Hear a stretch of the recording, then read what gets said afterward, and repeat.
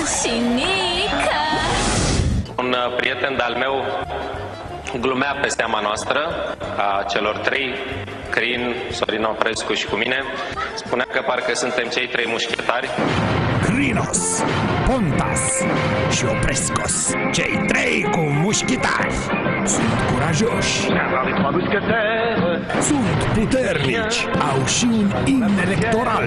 Ne ajutăm, ne apărăm, dacă stăm aproape ne salvăm. Cei trei ori mușchetari. Luptă să-l învingă pe cardinalul Băselieu.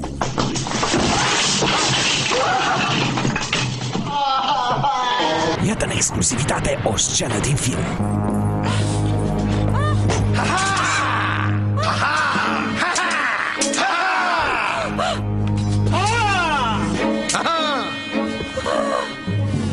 Haideți, domnule, păi cum ne-a fost vorba? N-ați zis că veniți trei? Hai, Valea. Păi nu ne-am înțeles că voi stați în umbră? Cei trei cu mușchitari, după 5 ani HD, acum 4D. Toți pentru unul!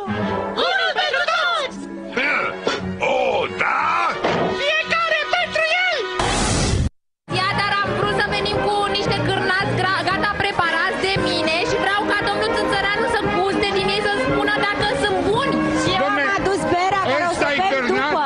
Păi vă arăt eu cârnat adevărat. Publicitate. Sunt un cârnăcior trist și oropsit. Pe vremuri era mare și puternic. Ce crezi că-i trebuie unei fete frumoase și ce n-am eu? Ia zi, o puță. Fetele alergau nebunite după mine.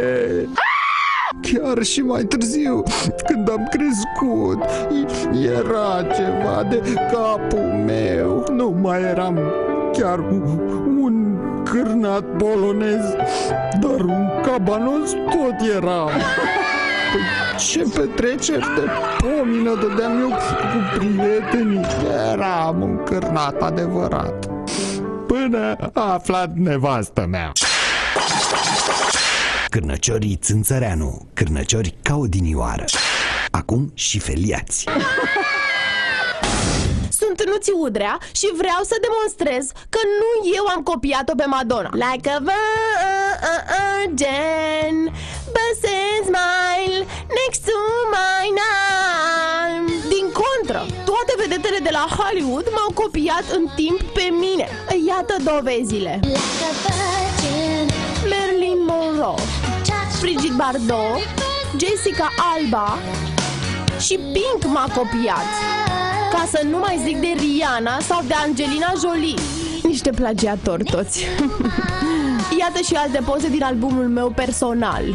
Lady Udrea, Wonder Udrea, Cat Udrea, Mr. and Mrs. Băse.